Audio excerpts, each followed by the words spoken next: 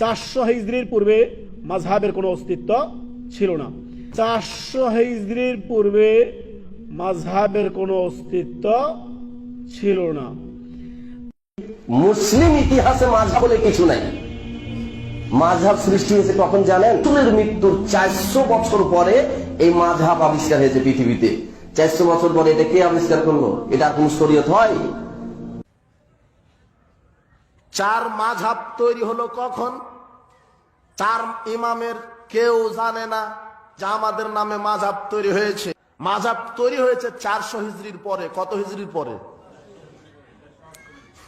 আর আমি মাদ্রাসাতে পড়াশোনা করিনি। হ্যাঁ, অনেকে বলে যে আমি তার মাদ্রাসায় পড়াশোনা করেছি। আসলে মাদ্রাসাতে পড়াশোনা করিনি। আমি জেনারেল শিক্ষিত মানুষ।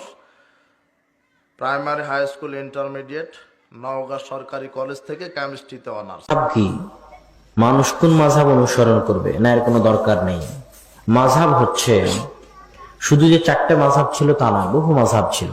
সুফিয়ান সাউরির মাযহাব ছিল, আব্দুর রহমান আল আউজাঈ ইমাম আউজাঈর মাযহাব ছিল, ইসহাক বিন রাহওয়ায়ের মাযহাব ছিল, আব্দুল্লাহ বিন আব্বাসের মাযহাব ছিল, আব্দুল্লাহ বিন মাসউদের মাযহাব ছিল, উবাই বিন কাবের মাযহাব ছিল।